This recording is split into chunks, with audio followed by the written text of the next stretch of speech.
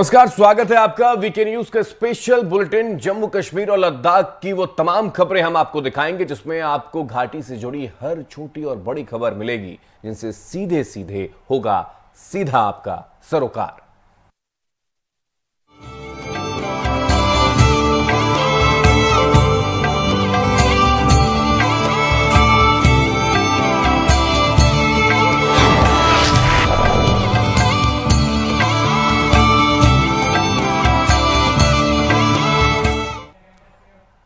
जम्मू कश्मीर में बढ़ते आतंकवाद को लेकर उपराज्यपाल मनोज सिन्हा का बड़ा बयान सामने आया है, जिसमें उन्होंने कहा है कि अगले 2 साल में जम्मू कश्मीर आतंक मुक्त हो जाएगा। तो वहीं उपराज्यपाल ने हैदरपुरा एनकाउंटर के मजिस्ट्रियल जांच के आदेश भी दे दिए हैं।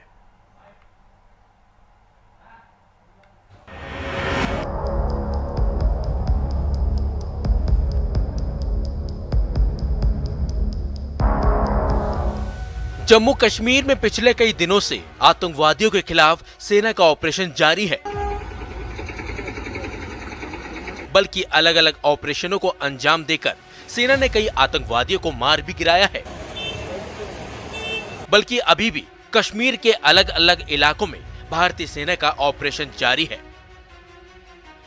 लेकिन सेना की इस कार्रवाई के बीच जम्मू कश्मीर के उपराज्यपाल का बड़ा बयान सामने आ गया है, जिसमें उपराज्यपाल ने साफ साफ कहा कि कश्मीर में हालात लगातार बदल रहे हैं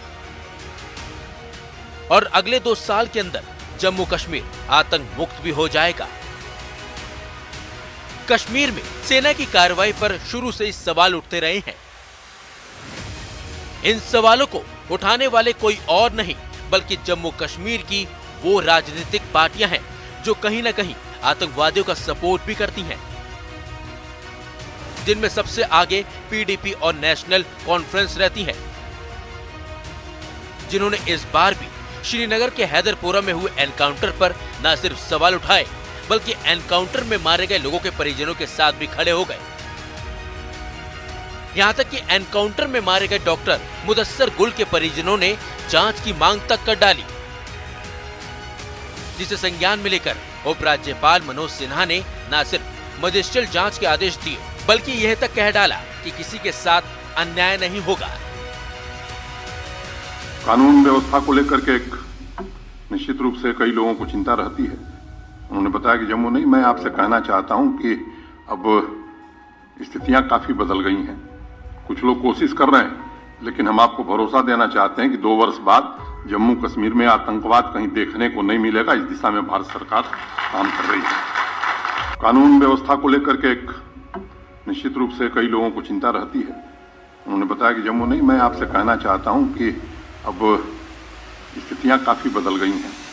कुछ लोग कोशिश कर रहे हैं, लेकिन हम आपको भरोसा देना चाहते हैं कि 2 वर्ष बाद जम्मू कश्मीर में आतंकवाद कहीं देखने को नहीं मिलेगा। इस दिशा में भारत सरकार काम कर रही है। उपराज्यपाल के इस बयान से जम्मू कश्मीर में आतंकवादियों को पनाह देने वालों में हड़कंप मचना तो पक्का है, बल्कि ऐसा भी हो सकता है कि आतंकवादियों को संरक्षण देने वाले कश्मीर के राजनीतिक दल मनोज सिन्हा के इस बयान पर हंगामा भी खड़ा कर सकते हैं।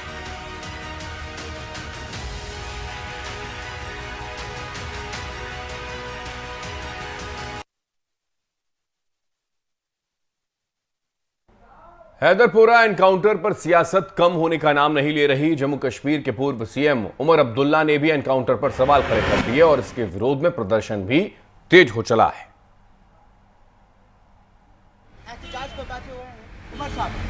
आप अंदाजा कर सकते हो कि इस इशू को लेके मैं जाती तौर कितना परेशान हूँ। अब चलिए एनकाउंटर हो गया, जो लोग मारे गए उनको हम वापस नहीं ला सकते। गवर्नमेंट ने इंक्वायरी भी ऑर्डर की, चलिए इंतजार करेंगे। लेकिन आज यहाँ मेरे बैठने का मकसद उस एनकाउंटर के खिलाफ आवाज़ उठाना नहीं है। ना मैं इंक्वायरी की मांग कर रहा हूँ, ना मैं ये कह रहा हूँ कि किसी को फांसी दी जानी चाहिए। मैं सिर्फ अपनी आवाज़ उन फैमिलीज़ की आवाज़ के साथ जोड़ना चाहता हूँ जो अपने रिश्तेदारों की लाश की मांग कर रहे हैं और जिन्होंने गवर्नमेंट को अश्योर किया है कि दफनाने के दौरान वो किसी भी तरह का लॉ एंड ऑर्डर डिस्टर्बेंस जो है वो नहीं होने देंगे। और इसी को लेकर अनंतनाग में भी वकीलों ने प्रदर्शन किया है, यानी कि हैदरपुरा एनकाउंटर के खिलाफ प्रदर्शन वकीलों की ओर से भी किया गया। मारे गए लोगों के शवों को परिजनों को देने की मांग वकीलों की ओर से भी की गई है। वापस करो, वापस करो, वापस करो, मायते वापस करो, वापस करो, वापस करो, वापस करो, मायते वापस करो, वापस करो, वापस करो। We want justice, we want justice, we want justice। वापस करो, वापस करो। मैं बहसियत एडवोकेट यहाँ पे आया हूँ। यहाँ पे डिस्ट्रिक्ट बार एसोसिएशन ने आज एक सिट इन किया है, पीसफुल सिट इन किया है, प्रोटेस्ट किया है बार के अहते में ही। हमारा मुद्दा और मकसद इस प्रोटेस्ट का यही है कि जो हैदरपुरा में किलिंग्स हुई है तो उसमें 2-3 वर्षन सामने आते हैं, पुलिस ने 2-4 स्टेटमेंट दिए हैं, तो लोग भी उससे कुछ गमगीन हैं, लोग उससे नाला हैं कि कम से कम क्या अभी मामला सामने नहीं आया है। तो हम एलजी एडमिनिस्ट्रेशन से गुजारिश करते हैं कि इस मामले की तह तक जाए, एक जुडिशल प्रोब इस पे बिठाया जाए, कोई रिटायर्ड जो जुडिशल ऑफिसर है, हाई कोर्ट का जज है रिटायर्ड, उसको बिठाया जाए ताकि जो मामले का जो निचोड़ है जो इसकी तह तक जाना चाहिए ताकि सच्चाई सामने आ जाए। हैदरपुरा एनकाउंटर पर पीडीपी जिला अध्यक्ष मोहम्मद यासीन भट्ट ने भी सवाल खड़े कर दिए। उन्होंने एनकाउंटर में मारे गए लोगों के शव परिजनों को सौंपने का समर्थन कर दिया है। स्टेटमेंट आया है वो जो हमारे हैदरपुरा में 4 लोगों की किलिंग हुई है, तो उनके घर वालों का जो स्टेटमेंट आया है वो आप लोगों के सामने है। उसमें जो डॉक्टर मुदस्सिर साहब के फैमिली है और जो बानिहाल से उनके घर में वो लेबर काम करता है, उसके वालिद साहब का भी स्टेटमेंट आया है, और ये जो डॉक्टर मुदस्सिर साहब है इसके घर वालों का भी स्टेटमेंट आया है, अल्ताफ साहब के घर वालों का भी स्टेटमेंट आया है। तो ये जो इलीगल किलिंग यहाँ पे हमारे जम्मू कश्मीर में हो रही है, ये जातियाँ जो हो रही है, तो इसी के खिलाफ आज पीपल्स डेमोक्रेटिक पार्टी की तरफ से हमने यहाँ पे एक प्रोटेस्ट रखा है। हैदरपुरा एनकाउंटर को लेकर जम्मू कश्मीर में भी विरोध प्रदर्शनों की तस्वीरें निकलकर सामने आई। एनकाउंटर में मारे गए डॉक्टर मुदस्सिर गुल और अल्ताफ अहमद की हत्या को लेकर राजनीतिक दलों के साथ साथ परिजन भी धरना प्रदर्शन करते नजर आए। इसी बीच जेकेपीसीसी ने भी सड़क पर उतरकर प्रदर्शन किया है।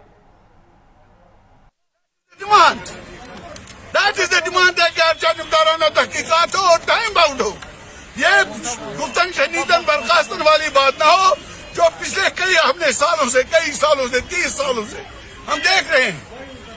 तहकीकात का हुक्म होता है, तहकीकातों के नताइज सामने नहीं आते हैं। We are hopeful and we are demanding vociferously कि इस बार इंसाफ किया जाए, इस बार वक्त के दायरे के अंदर इस बेवा को, उस बेटे को, उस भाई को, उस बाप को इंसाफ दिया जाए, कि उनकी लाशों को वापस दिया जाए। कौन से आईन में, कौन से इंसाफ में ये बात जायज है कि किसी मरे हुए की लाश को वापस नहीं दे रहे हो।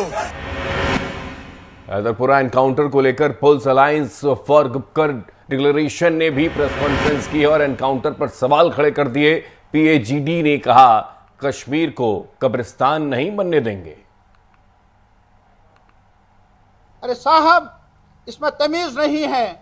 हम हर कम्युनिटी के लोगों से अपील करना चाहते हैं, इस पेन को शेयर करने की जरूरत है। क्या मालूम आज दर्द मेरे घर में, कल क्या पता है कि किसकी और बारी आ जाएगी। Before it is too late, all of us right from Kathua to this Srinagar, हमें एक साथ मिलकर ह्यूमन राइट्स के लिए, इंसान के, हमने वो चाहा, लेकिन बहरहाल हमारी धड़कनें उन अहबाब के साथ है, उनके अकारिब के साथ है। उधर हैदरपुरा एनकाउंटर पर संज्ञान लेते हुए एलजी ने इसके जांच के भी आदेश दे दिए, जिसका कांग्रेस नेता सलमान निजामी ने स्वागत करते हुए कहा कि कदम सही दिशा में उठाया गया कदम है। जी हाँ, हैदरपुरा एनकाउंटर में कल जो है जो सिविलियन मारे गए उनके फैमिली के मेंबरान ने प्रोटेस्ट किया, उनको डिटेन भी किया गया। हमने भी बात रखी, अपील की थी गवर्नर इंतजामिया से कि इस पे इंक्वायरी होनी चाहिए, क्या सच है क्या झूठ है वो लोगों के सामने आना चाहिए। लेकिन इंक्वायरी तभी मुनासिब है जब फैमिली को जो सिविलियंस की डेड बॉडीज है वो हैंड ओवर की जाए। ये तो ऐसा हो गया कि कौन देगा हमें इंसाफ इस शहर में, यहां तो कातिलों की ही शहंशाही है। तो ऐसा नहीं होना चाहिए कि आप इंक्वायरी कर रहे हैं लेकिन डेड बॉडी जो है फैमिली तक नहीं पहुंच रही है। उधर बनियाल में नेशनल कॉन्फ्रेंस के जिला अध्यक्ष सज्जाद शादी ने कांग्रेस पर निशाना साधा। सज्जाद शाहिद ने कहा है, माफी चाहेंगे, कि जम्मू कश्मीर के विनाश के पीछे असली वजह सिर्फ और सिर्फ कांग्रेस है।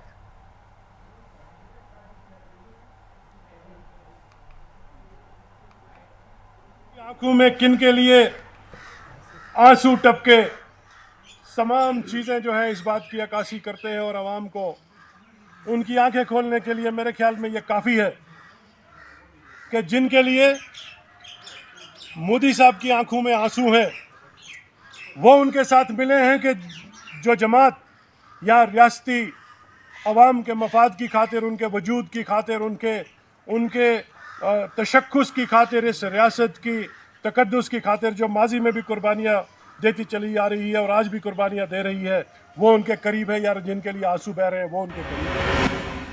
और कांग्रेस का संकट कम होने का नाम नहीं ले रहा। उत्तर प्रदेश, पंजाब और राजस्थान के संकट से जूझ रही कांग्रेस को अब जम्मू कश्मीर में बड़ा झटका लगा, बल्कि यहां तो कांग्रेस नेता बड़ी संख्या में पार्टी का साथ छोड़कर चले गए।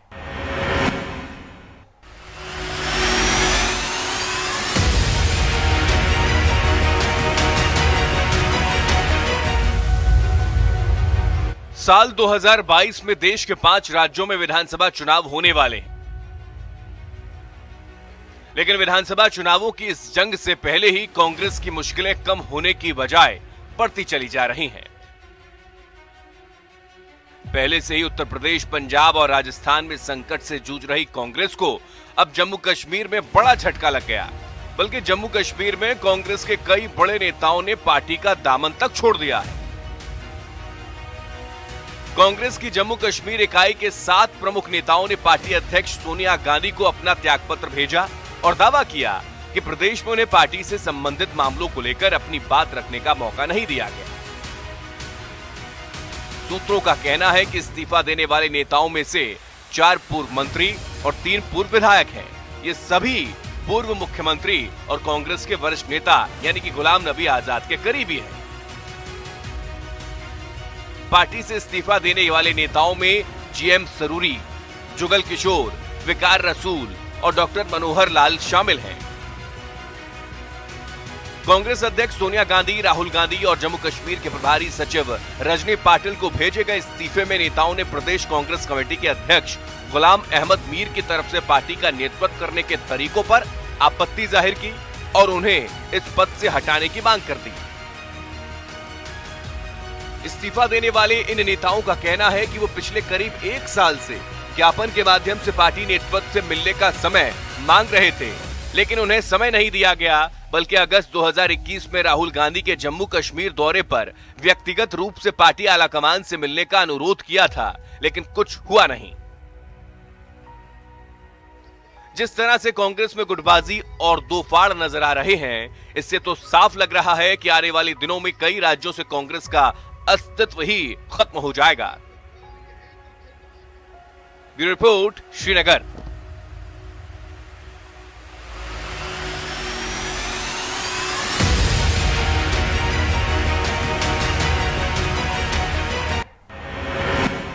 और इसी खबर को लेकर हमारे साथ सीधे जुड़ गए हैं इम्तियाज खान जी, कांग्रेस के नेता हैं। इम्तियाज जी, बहुत स्वागत है वीके न्यूज में आपका। इम्तियाज जी, कांग्रेस पार्टी क्योंकि लगातार अलग अलग प्रदेशों में स्थितियां बहुत ज्यादा नाजुक बनी हैं, जम्मू कश्मीर में भी 2 फाड़ की स्थिति, कैसे देखते हैं सर इसको? इम्तियाज जी। जी, एक बात है कि हमारा एक नेशनल लेवल पे प्रोग्राम था, हर एक डिस्ट्रिक्ट में, हर एक जिला में जाने के लिए। हर जगह एक ही आदमी नहीं जा सकता है, अध्यक्ष नहीं जा सकते हैं, तो एक साइड से आजाद साहब ने कवर किया और दूसरे साइड से प्रेसिडेंट साहब ने कवर किया। बाकी बड़ी पार्टियों में बड़े हमारी जो कांग्रेस है वो बहुत बड़ी पार्टी है और उसमें छोटी छोटी बातें तो होती रहती है। जमहूरियत है, हर एक को हक है बोलने का, हर एक को हक है कहने का, अपनी बात रखने का। इसमें मुझे नहीं लगता है जम्मू कश्मीर में कांग्रेस को झटका आएगा इससे। पूर्व मुख्यमंत्री से के करीबी और पूर्व विधायक, पूर्व मंत्री इस तरीके के अगर वो इस्तीफा देकर पद छोड़कर जाएं तो इसमें कहीं कोई परेशानी नजर नहीं आती? आपको लगता नहीं है कि इतना टाइम पार्टी को दिया और चुनाव के एंड पहले इस तरीके की स्थितियां बन जाए तो नुकसान होगा पार्टी को? उन्होंने पार्टी नहीं छोड़ी, उन्होंने जो उनकी डिजिग्नेशन थी, जो उनके पोस्ट से, उन्होंने उसमें इस्तीफा दे दिया।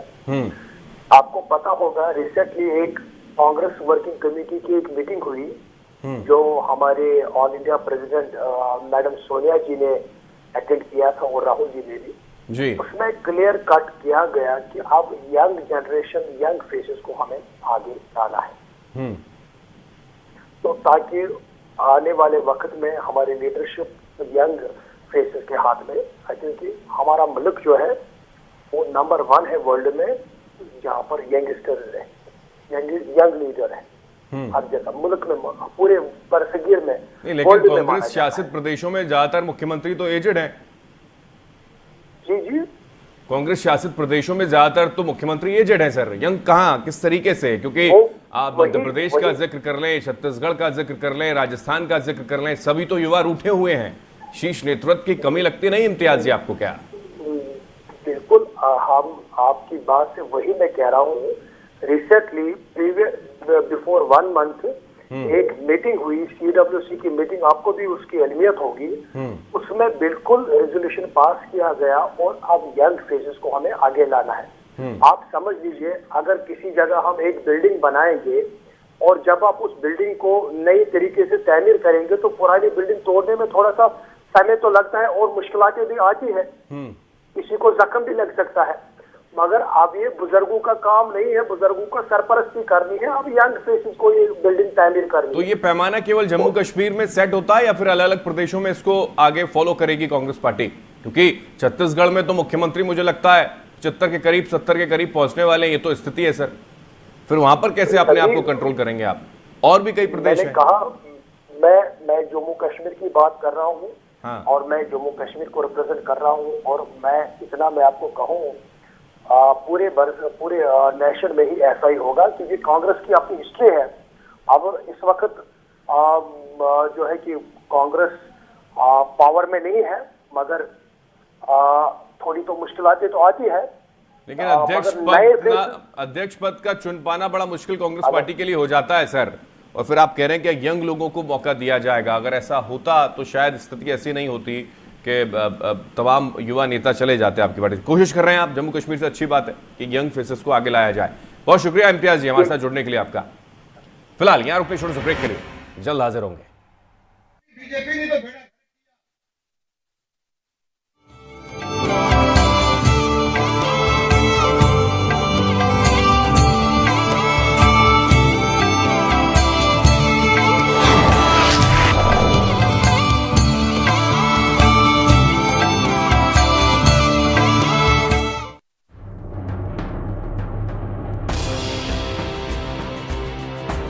देश की हर छोटी बड़ी खबर सिर्फ कस्बा या शहर नहीं, खेत खलियान, गांव डगर, सियासत हो या आपराधिक समाज, होगी हर खासो आम की बात। पूछकर सत्ता से सुलगते सवाल, पेश करेंगे पत्रकारिता की नई मिसाल। राष्ट्र की बात हेमंत केवलिया के साथ, वीके न्यूज, राष्ट्र के नाम।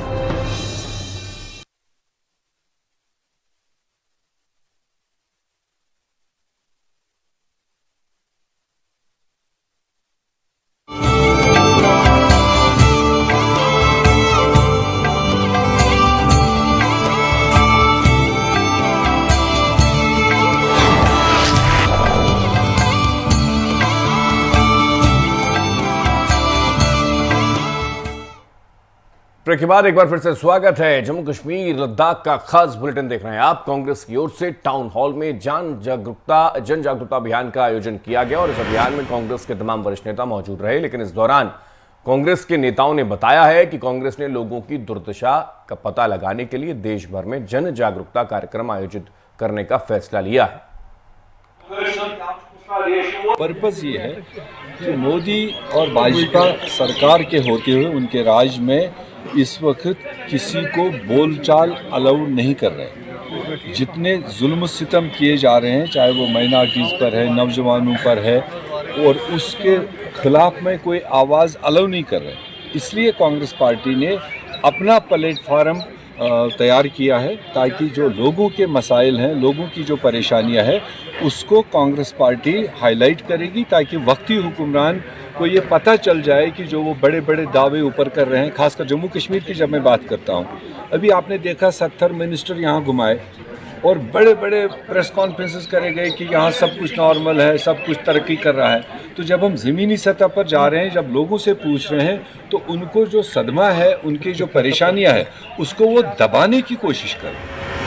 कुपवाड़ा पुलिस ने सीमा पार कर आतंकी बनने जा रहे 3 युवकों को गिरफ्तार कर लिया। बताया जा रहा है कि तीनों युवक एक आतंकी कमांडर के संपर्क में थे। पुलिस पूछताछ में पता चला है कि दक्षिण कश्मीर के इन युवाओं का ब्रेन वॉश पाकिस्तान में बैठे आतंकवादी तैयब फारूकी कर रहा था। युवाओं की गिरफ्तारी के बाद पुलिस अधिकारी ने युवाओं से अपील करते हुए कहा, युवाओं को विनाश और हिंसा के बजाय शांति और समृद्धि का रास्ता चुनना चाहिए। इनका कांटेक्ट जो है वो पाकिस्तान बेस्ड किसी टेररिस्ट से हुआ था और ये इस तरीके से मोटिवेट जुवेनाइल हैं, तो मोटिवेट भी हो गए थे और ये LOC क्रॉस करके और पाकिस्तान जाना चाहते थे और वहाँ पे आर्म्स की ट्रेनिंग लेना चाहते थे। लेकिन ऐन मौके पे जब पुलिस को ये इन्फॉर्मेशन मिली तो इनको एप्रीहेंड किया गया और इसके बाद इनकी जब क्वेश्चनिंग की, उन्होंने यही बातें बताई जो मैं आपको बता रहा हूँ। और उसके बाद ये देखा गया कि बच्चे हैं और इनको एक मौका देना। पुंछ में ट्रैफिक पुलिस और RTO ने संयुक्त कार्रवाई की, जिसके तहत यातायात के नियमों का पालन नहीं करने वालों पर एक्शन लिया गया, बल्कि कई वाहनों के चालान भी काटे गए। देखो, हमने यूजली देखा गया यहाँ पे कि जो रोड पे लोग पार्किंग करते हैं इसका ध्यान बिल्कुल नहीं रखते हैं, बिल्कुल ऑब्स्ट्रक्शन रहती है बाकी व्हीकल्स को चलने में। तो इस सिलसिले में हमें DC साहब की डायरेक्शन थी और DC साहब की डायरेक्शन के पे एक्शन लेते हुए हमने आज शेर कश्मीर ब्रिज, मैंने, इंस्पेक्टर साहब ने, हमारे साथ नायब तहसीलदार साहब एज ए मजिस्ट्रेट भी आए और हम जिला विकास परिषद सदस्य प्रोफेसर गारू राम भगत ने RS पुरा का दौरा किया है। इस दौरे के दौरान गारू राम भगत ने बड़ियाल ब्राह्मण लोअर पंचायत के प्रतिनिधियों से मुलाकात की और वहां पर मौजूद लोगों की परेशानियों को जाना है। इस दौरान मौके पर BDC चेयरमैन और सरपंच मौके पर मौजूद रहे। ये बड़ा पुराना रोड है, क्योंकि मैं तो इस रोड के बारे में मुझे बताना तो कोई बात नहीं है, क्योंकि इस रोड से हमारे जो बुजुर्ग थे जब वो RS पुरा स्कूल पढ़ने जाते थे तब रोड पक्के कहाँ होते थे, तो इसी रोड से गुजर करके RS पुरा से हो करके वो अपनी पढ़ाई करते थे। तो कुलगाम के खरपौरा ओपेरा में मेगा नामांकन अभियान का आयोजन किया गया, जिसमें छात्रों और शिक्षकों की ओर से एक कार्यक्रम भी आयोजित किया, जिसमें लोगों को न सिर्फ जागरूक किया गया बल्कि लोगों से अपील की गई है कि सभी अपने बच्चों का दाखिला सरकारी स्कूल में करवाएं। इस मौके पर CEO मोहम्मद अशरफ के साथ साथ जियो कैम्हाओ अब मरीज रंगरेज भी मौजूद रहे।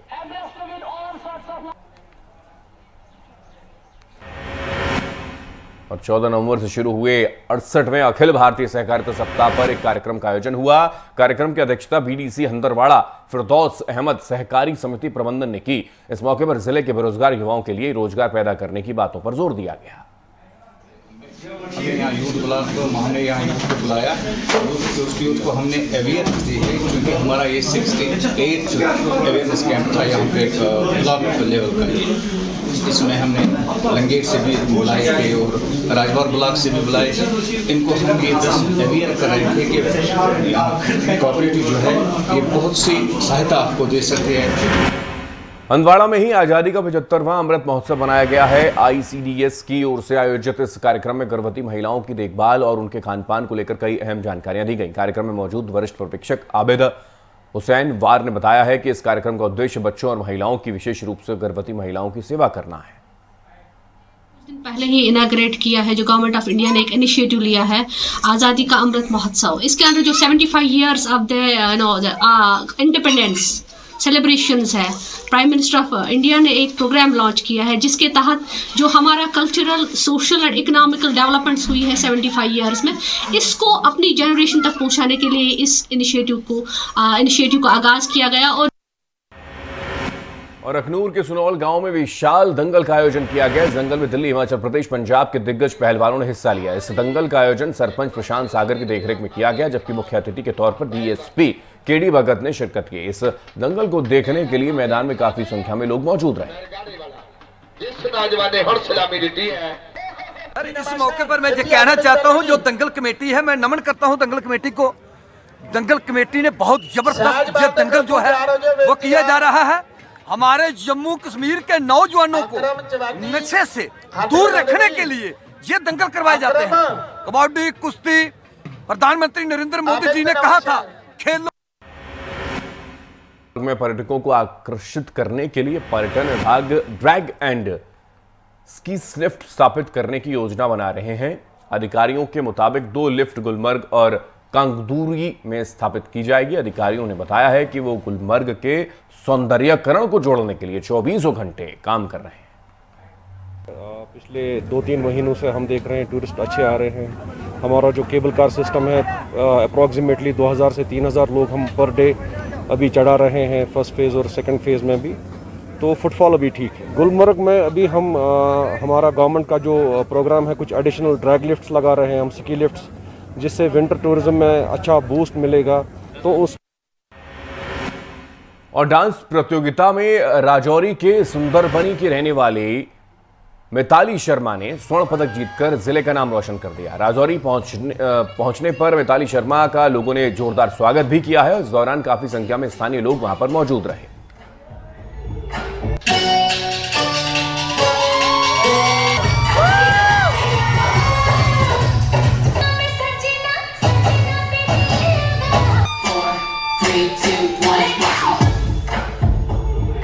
सुंदरबनी धर्मशाला से हूँ।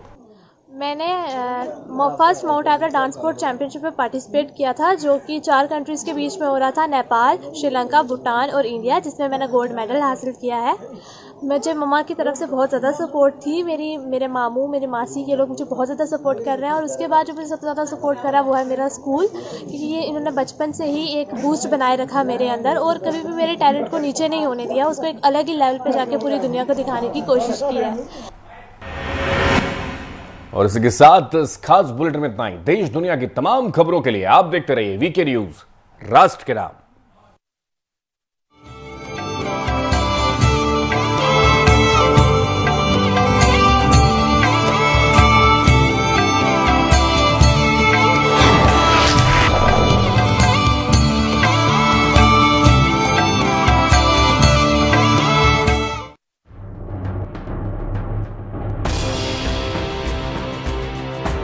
देश की हर छोटी बड़ी खबर सिर्फ कस्बा या शहर नहीं, खेत खलियान, गांव डगर, सियासत हो या आपराधिक समाज, होगी हर खास आम की बात। पूछकर सत्ता से सुलगते सवाल, पेश करेंगे पत्रकारिता की नई मिसाल। राष्ट्र की बात हेमंत केवलिया के साथ, वीके न्यूज, राष्ट्र के नाम। देश का पहला 24/7 digital news channel, VK news, राष्ट्र के नाम। नमस्कार, हमारी खास पेशकश देख रहे हैं आप। मैं हूं आपके साथ हेमंत केवलिया।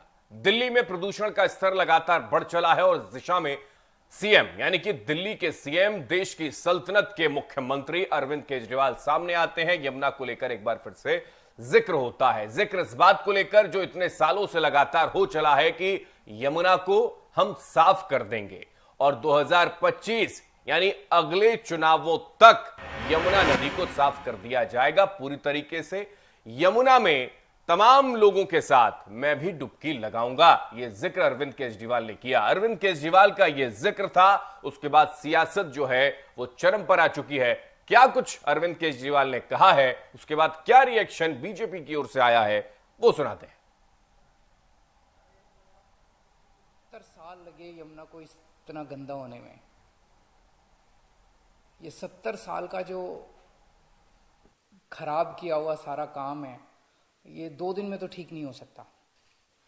तो मैंने इस वाले चुनाव में, जब दिल्ली का चुनाव लड़ा था, मैंने प्रॉमिस किया था दिल्ली वालों के कि अगले चुनाव तक मैं यमुना को साफ कर दूंगा, और अगले चुनाव के पहले मैं भी यमुना में डुबकी लगाऊंगा और आप सब लोगों को यमुना के साफ पानी में डुबकी लगवाऊंगा।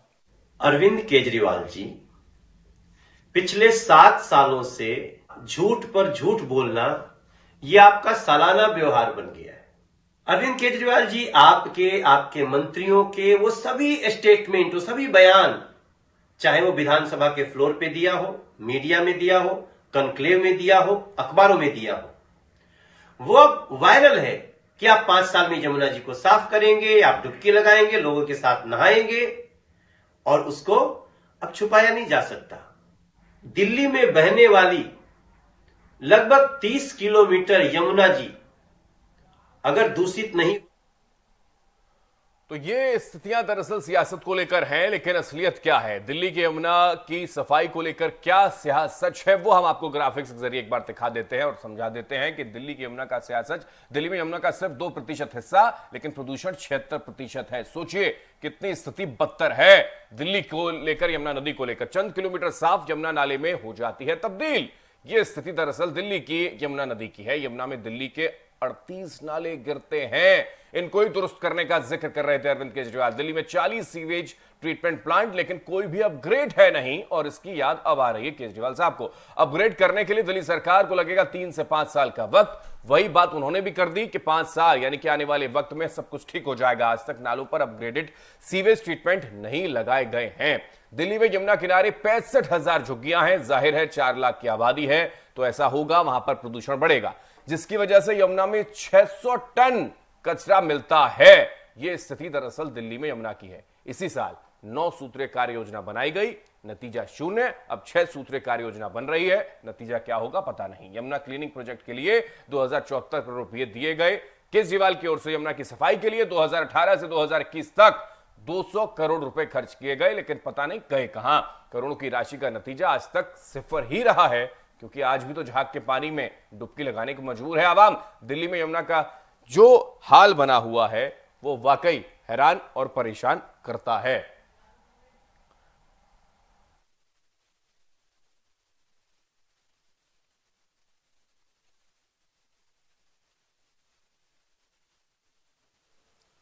सत्तर साल लगे यमुना को इतना गंदा होने में। ये 70 साल का जो खराब किया हुआ सारा काम है, ये 2 दिन में तो ठीक नहीं हो सकता।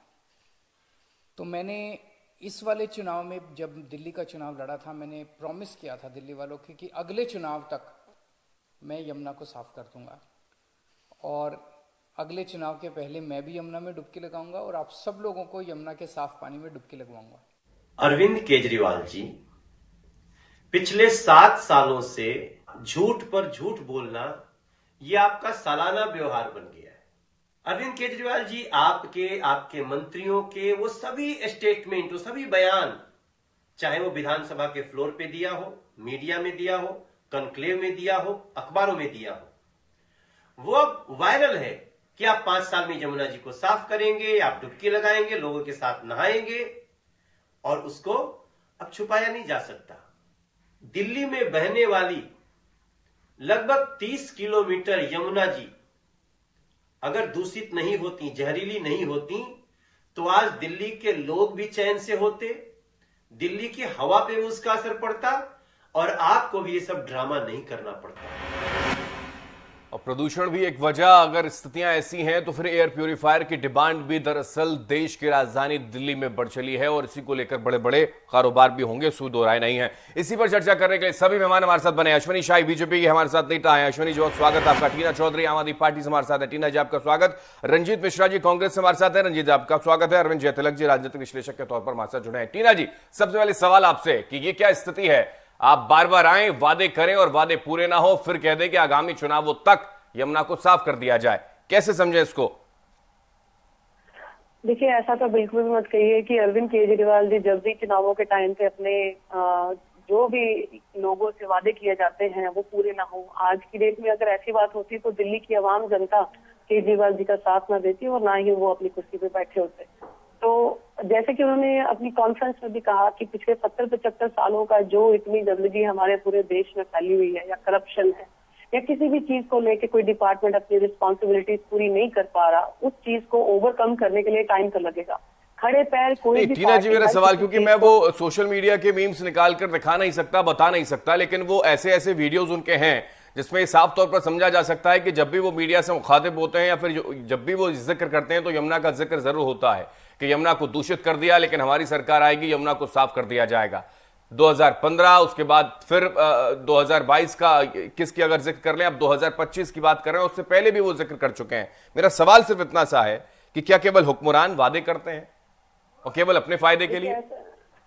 ऐसा कुछ नहीं है, काफी सारी रिस्पॉन्सिबिलिटीज होंगी जिसके लिए फंड्स मैनेजमेंट की सबसे ज्यादा जरूरत पड़ती है। और आई थिंक केजरीवाल जी ने जिस बेसिस पे प्रायोरिटीज जिसको लोगों, आवाम, जनता को जो सबसे पहली होगी, उस सबसे पहले प्रायोरिटी हमारी केजरीवाल जी ने दी होगी। और इस बार जो उन्होंने कहा है, जो भी हमारा बजट पास हुआ है हमारी आम आदमी पार्टी को, मुझे पूरा यकीन है कि 2025 तक हमारी यमुना पूरी साफ होगी और जितनी भी सीवेज की जो अनट्रीटेड प्लांट्स हैं उनको नई टेक्नोलॉजीज के साथ यूज करके श्योरली जो 6 जो उन्होंने चैलेंजेस हैं, 6 जो ट्रीटमेंट, मतलब ऐसे बयान हम बार बार सुनते रहेंगे और यमुना हमारी साफ हो नहीं पाएगी, यही समझ लें इसको मैडम, है ना? बिल्कुल नहीं, ऐसा बिल्कुल नहीं, ऐसा हम सुन रहे हैं लगातार, इसलिए मेरा सवाल था आपसे, क्योंकि सीवेज ट्रीटमेंट प्लांट का इसका आलम क्या है वो मैंने ग्राफिक्स के जरिए लोगों को तक पहुंचा दिए कि 38 नाले वहां पर गिरते हैं। सीवरेज ट्रीटमेंट प्लांट की स्थिति ऐसी है कि उनको अपग्रेड किया नहीं गया और 200 करोड़ खर्च करने के बाद भी अगर नतीजा सिफर रहता है तो फिर फायदा क्या मुख्यमंत्री का? ओके, मैं आ रहा हूं। अश्विनी शाही जी, क्या कहेंगे सर? केवल राजनीति करना भी तो ठीक नहीं। यमुना केवल अरविंद केजरीवाल की है, आम आदमी पार्टी की है, सबकी आस्था का के लिए वो है, और उसकी आस्था अगर लोगों की खराब होती है, ठेस पहुंचती है, तो जिम्मेदार सभी हैं। आपकी बात सही है, जिम्मेदार सभी हैं, मगर दिल्ली की बात कुछ निराली है। दिल्ली के मुख्यमंत्री अरविंद केजरीवाल जी बार बार चीजों को इस तरीके से मुलम्मा चढ़ाकर पेश करते हैं दिल्ली में कि जैसे जितना किया हो इन्होंने ही किया है। केंद्र सरकार कुछ नहीं कर रही है, कहीं सहयोग नहीं कर रही है। अभी पिछले ये कोरोना का काल जो बीता, इसके पहले कोरोना में देश में देखिए 1 शताब्दी की पहली बीमारी थी कोरोना, और इतनी भयानक 2 साल तक लगातार हम सभी देशवासियों ने झेला है इसको। इन लोगों ने त्राहिमाम दिल्ली में हो रहा था, उसके बाद तक भी जो है केंद्र सरकार पर आरोप लगाते रहे। और उस दिन जब माननीय गृह मंत्री जी उतरे हैं जब अस्पतालों पर, तब जाकर स्थिति ठीक हुई है। उसके बाद दूसरे कोरोना काल में देखिए हमेशा ऑक्सीजन की मांग पर जो है केंद्र सरकार के पर ठीकरा फोड़ते रहे। बाद में जब ऑक्सीजन अधिक की बात हुई तब जाके सब पोल खुला, इनकी ऑक्सीजन की मांग ही कम हो गई। ठीक है, तो हर जगह केजरीवाल जी का यू टर्न, केजरीवाल जी का झूठ, केजरीवाल जी का जो है एक तरह से प्रचार प्रसार, पराली पर देखिए करोड़ों रुपए के प्रचार पूरे दिल्ली में लगे हुए हैं। हम लोगों ने पराली मुक्त कर दिया और पराली का ये कर दिया, फ्री में सारे किसान खुश हैं। और आज पराली की स्थिति देख लीजिए क्या है, फिर से उनको सुप्रीम कोर्ट की डांट खानी पड़ी कल। आज उसके बाद आपने अभी दिखाया 200 करोड़ रुपया खर्चा करने के बाद एसटीपी का क्या हाल है। तो इसमें अरविंद केजरीवाल जी पूरी तरीके से दिल्ली में 2 करोड़ लोगों के ऊपर शासन करने में भी फेल है। अरविंद करोड़ जी के ऊपर जनता ने पूरा भरोसा दिया था, किसी को इतनी सीट नहीं दी, इतना बढ़िया चीज, इतना बढ़िया, लेकिन सब कुछ खत्म हो गया। आपने वीडियो की चर्चा की, मैं बता देता हूँ, 2015 से हर साल वो पानी देते हैं साहब दिल्ली को, इस साल हो जाएगा, फिर अगले साल भाषण देते हैं। मनोज तिवारी जी ने कहा कि सालाना जलसा है उनका, हर साल भाषण देना और हर साल बदल जाना उससे। तो ये सब चीजें तो केजरीवाल जी करते हैं और वो फेल है। आने वाले चुनाव तक जनता उनको झेल रही है। उसके बाद हिंदुस्तान में अरविंद टीना जी कुछ कह रही है, एक बार फिर मैं रंजीत जी आपके पास आ रहा हूँ, कह दीजिए टीना जी। ओके, कहिए। देखिए केजरीवाल जी जो कर रहे हैं, आज की दिल्ली की आवाम जनता जो है वो साफ तौर पे देख रही है और उनको अच्छे तरह से जानती भी है। और ये इकलौते ऐसे इंसान हैं या मंत्री हैं जो लोगों के बीच में जाके ये बात बोलते हैं। अगर आपको लगता है कि मैंने कोई काम नहीं किया तो आप मुझे वोट मत दीजिए। आपके किसी मंत्री में से किसी के पास इतनी हिम्मत है कि वहां जाके इतनी बात बोले कि हाँ हमने अगर काम किया तो आप वोट दीजिए, और अगर नहीं किया तो वोट मत दीजिए। मानती हूँ मैं कि हर चीज में जो होती है प्रायोरिटी बेसिस पे हर मिनिस्ट्री जो है काम करती है, पर ऐसा नहीं है कि हमारे केजरीवाल जी ने कभी झूठ पे झूठ बोलते आ रहे हैं, ऐसा कभी भी नहीं हुआ। जरूर तो फिर प्रायोरिटी क्या, झूठ बोलना नहीं होगा तो क्या होगा टीना जी? प्रायोरिटी फिर है क्या? समझ से परे हो जाती है। अगर बार बार हर साल दर साल वो कहें तो प्रायोरिटी कहाँ है? बोला उन्होंने, मैं वही बता रही हूँ जो उन्होंने काम किया। एनसीडीज आप दिल्ली के जानते हैं कि किस बेसिस पे यहाँ दिल्ली में काम चलता है। हमारे जो सीवेज प्लांट्स जो है, ये सीवेज कनेक्शन जो है, वो सारे के सारे अनट्रीटेड जो रहे हैं हमारे, उनमें सिर्फ हमारा हाथ नहीं है, इनमें से कई और सारी मिनिस्ट्रीज हैं या और पार्टीज का भी इसमें हाथ है, जिसके बेसिस पे हम ओवरकम नहीं कर पाए। और इन चीजों को लेके हमारा उस पे पूरी चीज पे तो मैडम सड़कों पे उतरे ना अरविंद केजरीवाल, जो धरना प्रदर्शन करने के लिए बैठ जाते थे, मुख्यमंत्री जब नहीं बने थे तो बैठ जाते यमुना नदी को लेकर ही वो धरना प्रदर्शन करते। किसने रोका है उनको?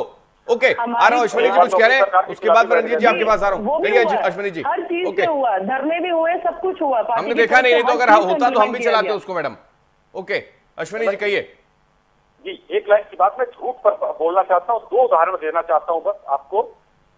बुलेट ट्रेन जिसकी अभी ये बहुत मुखालफत करते हैं लोग, उस ट्रेन का एक बार इन्होंने भाड़ा भी घोषित कर दिया था, दिल्ली से जो है वहां तक का, अहमदाबाद से मुंबई तक का 75,000 रुपया इन्होंने घोषित कर दिया था। दूसरी चीज, झूठ की मैं बात बताऊं, अरुण जेटली जी के ऊपर जो आरोप लगाए थे इन्होंने, इनको माफी मांगनी पड़ी थी। नितिन गडकरी जी के ऊपर इन्होंने आरोप लगाया था, उन्हें कोर्ट में माफी मांगनी पड़ी थी। तो इन लोगों ने झूठ, अब उनकी एक नैतिक कह रही है, झूठ ही नहीं बोलते हैं वो। अरे अरविंद केजरीवाल जी तो कसम खाकर झूठ बोलते हैं, सरकारी सुविधा नहीं लेंगे, बेटों की कसम खा के क्या क्या कह चुके, नहीं कहना चाहिए। सिर्फ अरविंद केजरीवाल जी झूठ बोलते हैं और कुछ नहीं। ओके ठीक है, मैं लौट रहा हूँ आपका। रंजीत मिश्रा जी हमारे साथ है और अरविंद जयतिलक भी है। रंजीत जी, क्या ये माने कि कांग्रेस पार्टी ने भी, क्योंकि 70 सालों का जिक्र अरविंद केजरीवाल ने कर दिया, 70 सालों से यमुना नदी का हाल बड़ा बुरा है, ये जिक्र कर रहे हैं वो, और अब वो कर देंगे 5 साल के अंदर एक कमाल, क्या कहेंगे सर? देश में एक संस्कृति डेवलप हो गई है कि पहली बात तो ये कहो कि 70 साल में कुछ नहीं हुआ। 70 साल की उपलब्धि देश की जनता के सामने है। अगर कभी ये संस्था बनाने की बात करें ना, अभी ये तो इनके लिए क्या है कि एक तो पहले हुए कामों को नकार दो और दूसरा कि ख्वाब दिखाओ, और जब ख्वाब पूरा ना हो तब कह दो ये तो जुमला था हमारा। तो ये दोनों ही जो अभी दल के लोग आपसे बात कर रहे हैं, दोनों के दल में ये प्रवृत्ति हो गई है कि पहली बात तो 70 साल में जो हुआ उसको नकार दो। अरे भाई, भारत को आजाद कराने से लेके उसको संविधान देने का काम हो, या एम्स, IIMs या यूनिवर्सिटीज का जाल बिछाने की बात हो, या IITs, DRDO, ISC, इसरो जैसी संस्थाओं को बनाने की बात हो, सब तो कांग्रेस के समय में हुआ है। तो आप पहले 2-4 संस्था तो बना के दिखा दो, जिससे ये पता चले कि आप संस्था बनाना भी जानते हो। जो कांग्रेस ने बनाया उसको आप बेच रहे हो। अभी तो आप ये कह रहे हैं कि जो सिस्टम कांग्रेस पार्टी बनाकर गई है वो सिस्टम इतना दूषित है कि 70 सालों से यमुना नदी हमारी खराब है, वो ये कह रहे हैं। सिस्टम इतना खराब आप लोग बना के गए हैं, उसका वो जिक्र कर रहे हैं कि ये लोग वादा करते हैं, क्योंकि वादा करने में कुछ लगता नहीं है। 15 लाख लोगों के अकाउंट में चला जाएगा, यमुना साफ हो जाएगी, गंगा मैया ने हमें बुलाया है, गंगा की सफाई कर देंगे। दोनों दलों की बात मैं बता रहा हूँ। और जब बाद में लोग पूछे कि भाई आपने 15 लाख का वादा किया, तो इनके राष्ट्रीय अध्यक्ष उस समय के कहते हैं भारतीय जनता पार्टी के कि वो तो हमारा जुमला था, तभी तो भारतीय जुमला पार्टी बन गई वो। ठीक है, कांग्रेस पार्टी ने यमुना को प्रदूषण से मुक्त करने के लिए क्या कदम उठाए थे कांग्रेस पार्टी ने? रंजीत मिश्रा जी, केवल वादा करते हैं और वादा नहीं पूरा करके बाद में कह देते हैं जुमला है। आपको ध्यान होगा, इनके एक बड़े प्रवक्ता कहते थे कि 35 रुपए लीटर पेट्रोल डीजल मिलना शुरू हो जाएगा।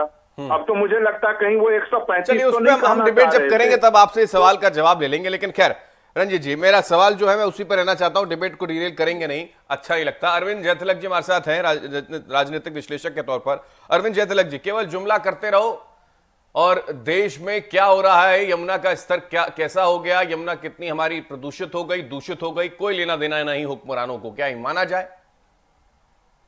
बिल्कुल हेमंत जी, देखिए दिल्ली के मुख्यमंत्री केजरीवाल साहब 28 दिसंबर 2013 को जब पहली बार मुख्यमंत्री बने, तब से लेकर 8 साल हो गए और वो लगातार जो है यमुना की बात करते रहे और वो सफाई की बात करते रहे। हमें याद है कि 2015 विधानसभा चुनाव से पहले उन्होंने कहा था कि दिल्ली को लंदन बनाया जा सकता है, यमुना की सफाई होगी, यहाँ लोग स्नान करेंगे और यहाँ जो है परिक्रमा करेंगे और लोग, दिल्ली के लोग यहाँ पर पिकनिक मनाएंगे।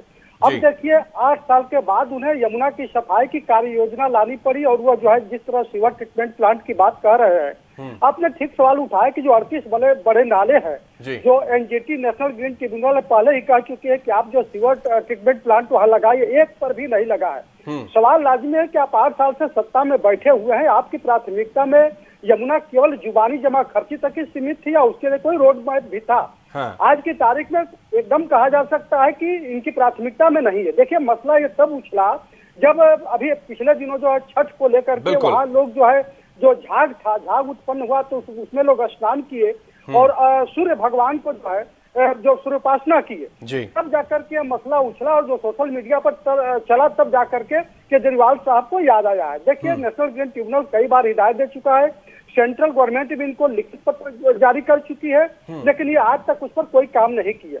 देखिए लंदन की बात करने वाले केजरीवाल साहब वो हमारे समझ वो टेम्स नदी का उदाहरण देना चाहते थे कि टेम्स नदी में भी किस तरह गंदा पानी होता था और किस तरह बदबू फैलता था कि पार्लियामेंट तक दूषित हो जाती थी, पार्लियामेंट बंद करना पड़ता था। आज देखिए छोड़िए पूरे यमुना की सफाई की बात, अंबार शांतिवन फ्लाईओवर से लेकर के फरीदाबाद बॉर्डर तक देख लीजिए, इतनी जलकुंभी है, उसको तो सफाई करा सकते थे।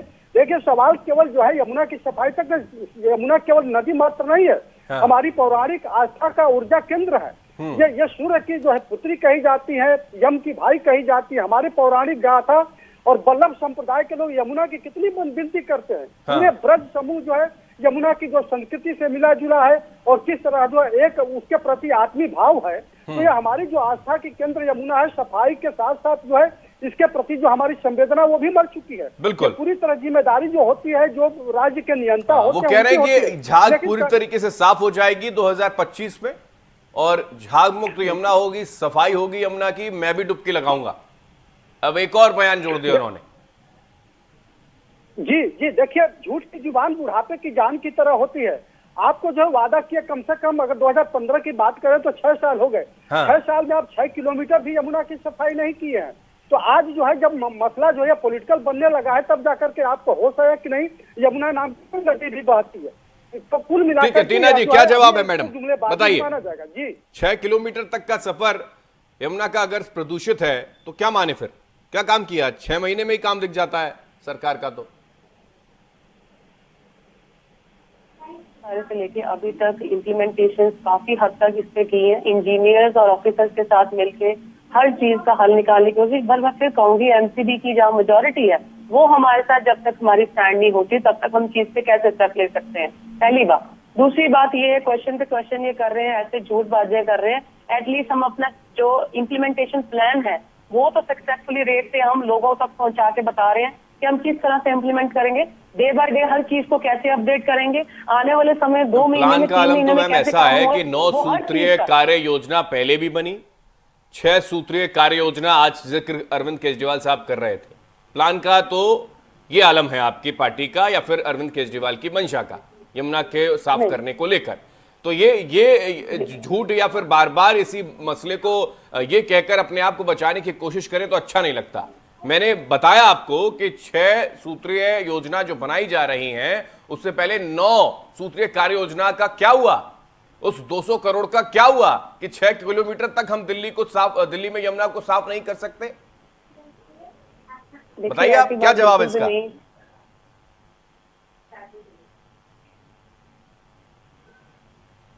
कहिए टीना जी। जी सुन रहा हूं मैं आपको और पूरा देश सुन रहा है आपको, कहिए।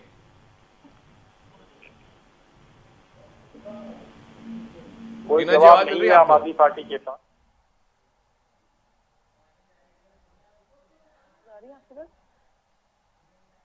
तो लगता है आवाज नहीं जा रही या फिर उसका जवाब रीना जी के पास है नहीं। ठीक है अश्विनी जी कुछ कह रहे हैं, अश्विनी जी अपनी बात रख दें आप।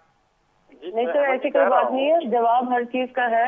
There is a network issue, that's why ये बात मत कहिए प्लीज आप। जी टीना जी मेरा सवाल है कि 6 सूत्रीय कार्य योजना वो कौन सी है, जरा समझ में आ जाए कि 5 साल में कौन सा करिश्मा हो जाएगा कि दिल्ली में जो यमुना नदी है वो बिल्कुल साफ हो जाएगी और उसमें अरविंद केजरीवाल भी डुबकी लगा लेंगे। जी बिल्कुल है हमारे पास। सबसे पहले मैं ये बताना चाहूंगी हमारे जो सीवेज अनट्रीटेड जो है, जो कि यमुना में जो गिराए जाते हैं, जो कि हमारे गंदे नाले का पानी जो गिराया जाता है उसकी मैं बात करूंगी। हमारी जो सफाई करने की जो क्षमता है आज की डेट में वो 650 MGB है और जो होनी चाहिए वो that should be more than 850 MGD, जिसके हिसाब से हमें लगता है कि ये जो कैपेसिटी है इसके सबसे ऊपर जो है बढ़ावा किया जाएगा। सबसे पहली ये बात, जो एग्जिस्टिंग प्लांट्स की कैपेसिटी है वो बढ़ाई जाएगी, that should be more than 850 MGD, पहला है। दूसरी बात, जो हमारे नए प्लांट हमारे केजरीवाल जी की तरफ से लगाए जाएंगे, दैट वुड बी फर्स्ट होगा कोऑर्डिनेशन प्लांट ट्रीटमेंट, सेकंड होगा Okhla treatment and third Kondli treatment. इन 3-4 जो हमारे ट्रीटमेंट प्लांट्स हैं, इन सबका जो है एस्टेब्लिशमेंट किया जाएगा, जिसके ऊपर जो है हमारी जो कैपेसिटी है वो ज्यादा गेन की जाएगी। सेकंड थिंग, अब इस रोड मैप को तैयार करने में मैडम कितना टाइम लगता है और कितना समय लगता है इसको तैयार करने के लिए, जैसा 5 साल का जिक्र किया अरविंद केजरीवाल जी ने? मैं ये पूछना चाहता हूं आपसे कि 2015 से 2021 में कितने साल होते हैं जब उन्होंने कहा था कि यमुना साफ हो जाएगी?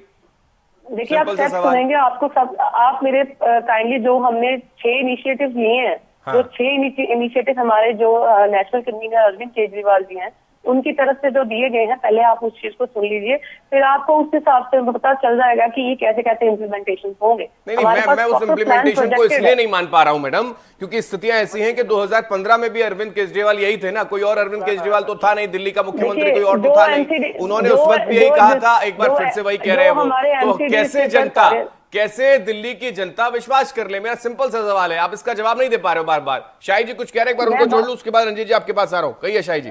हेमंत जी, मैं सिर्फ इतना ही कहना चाह रहा हूं कि जो इम्प्लीमेंटेशन प्लान आज जो है टीना जी दे रही हैं और जो अरविंद केजरीवाल जी दे रहे हैं, वो पता नहीं आगे आने वाले 10-12 सालों में कब होंगे, लेकिन पीछे जो 3-4 दिया था इन्होंने कि दिल्ली को शुद्ध पानी मिलेगा, आज वो भी नहीं मिल रहा है। दिल्ली में 15 लाख कैमरे लगेंगे, वो भी नहीं लग रहा है। दिल्ली में वाईफाई हर जगह फ्री होगा, वो भी नहीं है। एक कर्मचारी जो है सारे नियमित किए जाएंगे, वो भी नहीं है। बसों में मास्टर लगाए जाएंगे, वो कहाँ है? दिल्ली में तो ये सब दिल्ली में बीजेपी के सरकार के साथ बीच में इंटरफेरेंस होने के साथ साथ भी हमारे जो अरविंद केजरीवाल जी हैं, उनके पास अभी भी उस हद की पावर ना होने के बावजूद भी वो वैसे ऐसे काम कर रहे हैं जो आपके किसी भी मंत्री के हाथ में नहीं था। फिर भी पूरी पावर ना होने के बावजूद भी आज की डेट में वो जितना काम कर रहे हैं उसकी वजह आपकी बीजेपी सरकार है, जो कि एलजी गवर्नमेंट कोई भी इनिशिएटिव लेने से पहले टीना जी, आप ही के सवाल का एक बार जवाब ले लेता हूँ मैं आप ही से। टीना जी, मैं क्या केंद्र सरकार रोक रही है कि दिल्ली में यमुना नदी के साफ ना करें, ऐसा कह रही है केंद्र सरकार? अगर कुछ ऐसा है, बीजेपी का कोई नेता अगर ऐसा कह रहा है तो आप लाइए, मैं चलाऊंगा चैनल पर, आप लाइए। दिल्ली को प्रदूषित करने के लिए अगर केंद्र सरकार रुकावट पैदा कर रही है तो आप लाइए, मैं चलाने के लिए तैयार हूं, बताएं आप। बिल्कुल, सभी जानते हैं कि आज की डेट में हमारे अरविंद केजरीवाल जी के ऊपर कितना प्रेशर दिया जाता है हर चीज के ऊपर। कोई डिसीजन लेने से पहले ये एलजी गवर्नमेंट हो या बीजेपी सरकार हो, इनसे हर चीज की परमिशन पूछ के लेने पड़े। क्या सीएम का ये काम होता है क्या? जो डिसीजन उनको लेने चाहिए वो कर रहे हैं। जैसा जिक्र अभी रंजीत जी कर रहे थे कि अगर हमको बदनाम करना है तो 70 साल का जुमला फेंक दीजिए, और अगर बीजेपी को बदनाम करना है तो केजरीवाल ये कह देंगे कि हम तो दबाव में काम कर रहे हैं, साहब हमसे काम ही नहीं होता। नहीं होता काम तो सीएम की कुर्सी छोड़ दें वो। 5 साल से अगर वो यही जिक्र कर रहे हैं तो फायदा क्या उनका मुख्यमंत्री का? ओके रंजीत जी, ओके ठीक है, नहीं मेरा सवाल वही है मैडम, मैं तो फिर वही सवाल पूछ रहा हूँ आपसे। 2015 में अरविंद केजरीवाल कोई और आ गए थे क्या, जो 2021 में फिर से जिक्र कर रहे हैं कि 5 साल में बना देंगे वो दिल्ली की यमुना को साफ कर देंगे? मेरा सवाल सिंपल सा, आप जवाब दे दें। आप सवाल का जवाब है कि दिल्ली के जो हमारे अरविंद केजरीवाल अपनी कैपेसिटी से ज्यादा काम करके दिखा रहे हैं, जितना भी हो सकता है।